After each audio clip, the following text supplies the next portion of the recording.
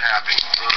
Tuesday morning, my son got a phone call at the house from the taxi inspector of Wilmington, and my son said he gave him the cell number, and I went ahead and got his number, returned the phone call, got his voicemail, left him a message. He returned my call probably an hour and a half later, and said that he received a complaint that I was observed making a pickup on 2nd Street on Saturday night, which was New Year's Eve.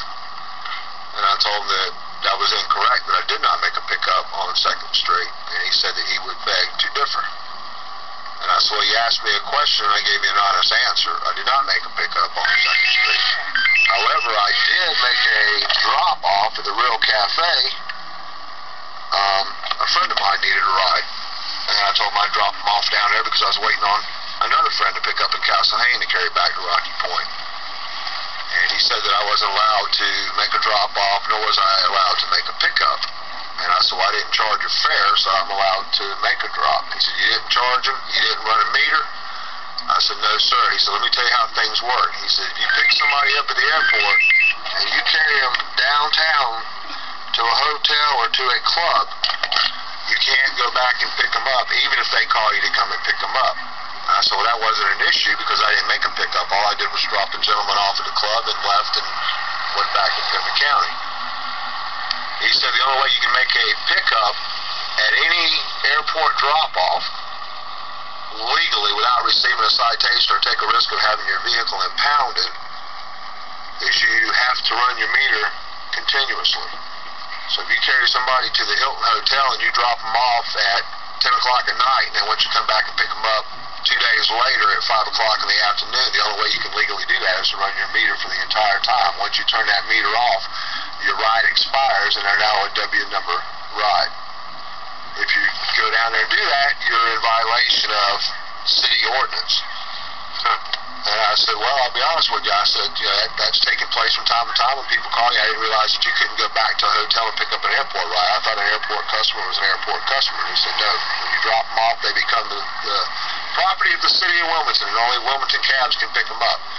He said the problem that he had with my vehicle that I was driving, which is my personal vehicle, was it had lettering as a cab. And I said, yes, sir, it does. It does have lettering on the back window.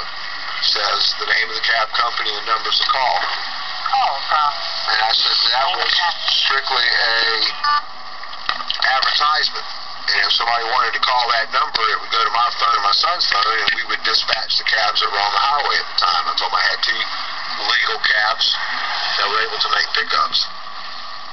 And he said that no pickups in Wilmington were legal unless you had a W number, and I told him I understood that. He said the vehicle you're driving has a personal vehicle tag on the back, not a taxi or for hire tag. And you can't run any kind of advertisement on the vehicle unless it is a legal taxi or a legal for hire. And I said that's not correct, because if you put lettering on a cab and you put a top light on a cab, to get a vehicle inspected, it has to be in place prior to the inspection. So if I was to put a cab light lettering on a vehicle, it doesn't become a legal taxi cab until the inspection is finalized. And he said, well, I'll tell you what I'll do. I got to do a little bit more investigating. I'll get back with you and let you know whether you receive a citation or what your consequences are going to be. And it's 2 days later, and I haven't received any phone calls from him, so I'm not sure what the status is. So he wants to give you a ticket for picking up on 2nd Street. You didn't pick up on 2nd Street. I didn't make a pickup on 2nd Street. And he has a problem with your cab because it's got private plates on it. It's got private plates on it, but it has taxi lettering, and he has a problem with that. But you got Brown's Taxi downtown that is a complete full-fledged taxi, has an advertisement on the back for a law firm, has a taxi light on the top, the whole 9 yards, a W number that's being used by another company already, and he's got no problem with that. He says it's out of his jurisdiction because it's got a private plate, the same as yours.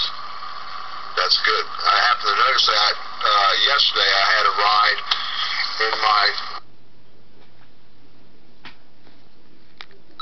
inspected airport approved, and happened to be coming back from a drop-off from the airport to New Hanover Hospital, and I happened to see the cab in question parked on the side of the road. And that was my same thought, that here's one right in the city of Wilmington that Wilmington police vehicles pass numerous times a day on 17th Street for himself, which I I've seen make pickups in front of me and drop-offs at hotels and restaurants throughout Wilmington, as well as Pender County.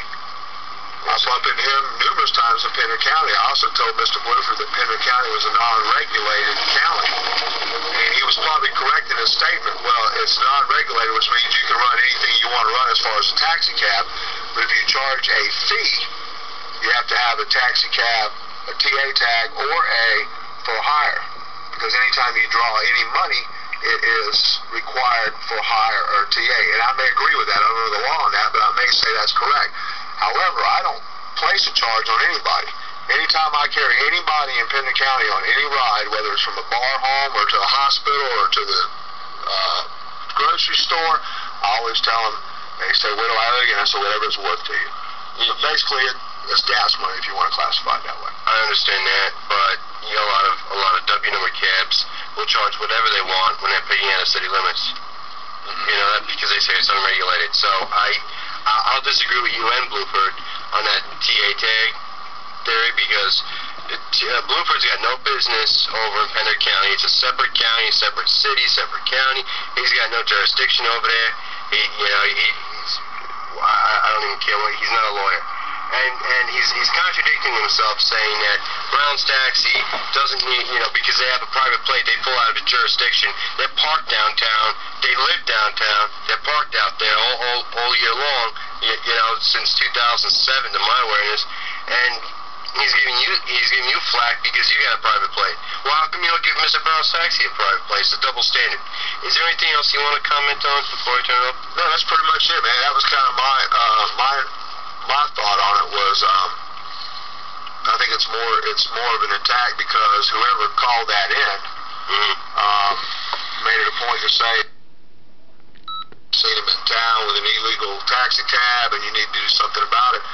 And I think it's not so much the fact that it was a 93 Oldsmobile. It was a matter of fact that it was a phone call for somebody that was complaining about a airport cab that isn't a, per se, Wilmington authorized cab.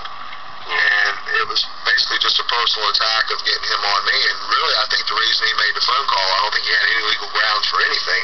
It was just a matter of pulling my chain. Harassment. I'm saying it was probably harassment. I would ask a lawyer for more information on that. I think you were being harassed. Is that it? That's it. All right.